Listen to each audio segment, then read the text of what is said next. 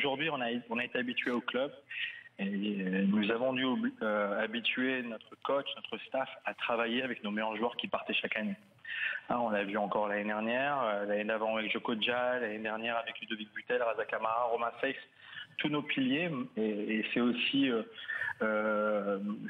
la rançon de nos bons résultats et de nos joueurs qui émergent chez nous. On est dans l'obligation de se retrouver comme ça, pillés entre guillemets, si c'est le terme, mais en même temps c'est ce qui crée aussi la dynamique chez nous, des jeunes joueurs de talent ont envie de venir travailler. C'est qu'après une année ou 2 années, ils passent un cap.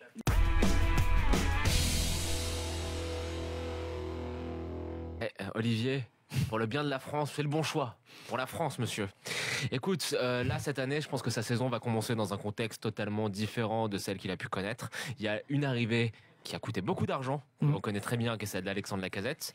Il y a le fait qu'Alexis va probablement à 90% maintenant rester au club, rester au club. Donc la concurrence va être à nouveau accrue à la pointe de l'attaque d'Arsenal. Peu importe le système qui sera utilisé, je pense qu'on va raisonnablement dire que dans les yeux d'Arsène Wenger, c'est le 3e choix de son club. Et là, c'est pour ça que moi j'ai envie de lui dire, Olivier, faut réfléchir à ce que tu fais maintenant, faut faire le bon choix, il faut peut-être penser à partir. Alors c'est vrai que même si Giroud conservait son statut de remplaçant, je pense que Deschamps quand même lui fait une confiance relativement importante et que je ne me ferai que très peu de soucis quant à sa présence dans la liste pour la Coupe du Monde en 2018.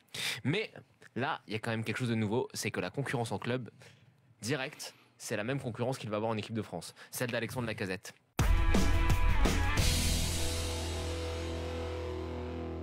Si vous mettez 70 millions sur la table, vous avez non seulement la chance d'avoir un gamin avec un fort potentiel pour la suite, c'est-à-dire qu'il a beaucoup d'années devant lui. Dans le jeu, techniquement, c'est le 2e meilleur dribbleur de la Bundesliga. Physiquement, il a de la caisse. C'est ça qui est super impressionnant chez lui, c'est que je trouve qu'il a un volume de jeu et une agressivité dans les phases de pressing qui est... Il fait partir des 15 meilleurs milieux récupérateurs de la Bundesliga pour sa première saison. Il a une technique et également une force de frappe pour un milieu de terrain. Moi, je sais que le PSG s'était renseigné sur lui à un moment donné, il y avait eu des contacts avec l'entourage. Moi, je me suis demandé d'ailleurs pourquoi la piste n'a pas été suivie, parce que le joueur aime bien la ville parisienne. Donc voilà, moi je dis Liverpool, foncez, n'hésitez pas. Il a toutes les qualités pour. N'hésitez pas une seconde. Si on se dit, est-ce que Naby Keita est un super joueur, tout le monde va dire oui. Est-ce qu'on va dire qu'il a des qualités qui sont extraordinaires?